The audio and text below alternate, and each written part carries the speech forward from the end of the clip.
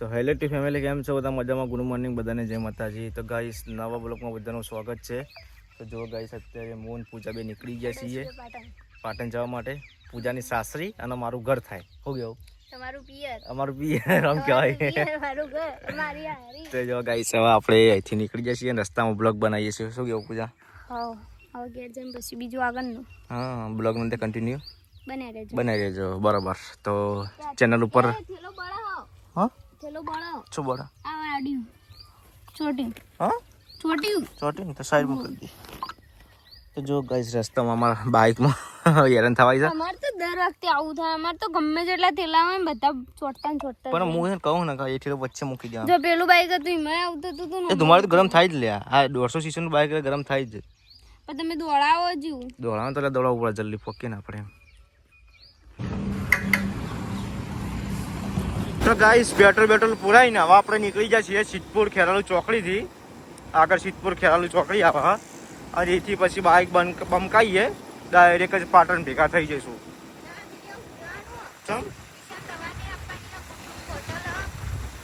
જો ગાઈસ આપણે બિલ્લે આવી ગયા છીએ. કૌશિક ગૌતમ અને ભૂમિકજી. એ ગુડ્ડુ આપ કહી દે. તો ગાઈસ આપણે પાટણ આવી ગયા છીએ. ઊંઝાને રસ્તા પહોંચવા આવ્યા છીએ. પછી જઈશું આપણે ઘેર.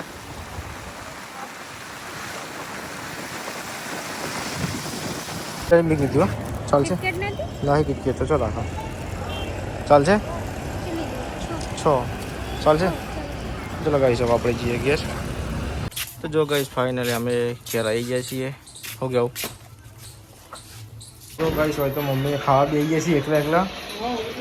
શું કરે રશ્મિકા બેન? કેમ બોલતા નહીં?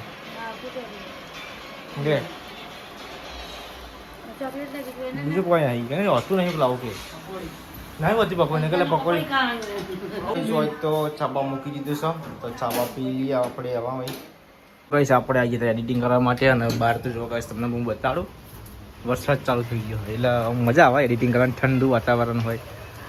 જો વરસાદ ચાલુ છે પરફેક્ટ જોઈ શકો. અને નીચે તો બધું વધવાનું ચાલુ કરી દીધું છે. પૂજા રશ્મિકા આવવાની. બ્લોગની અંદર કન્ટિન્યુ બનાવી દેજો.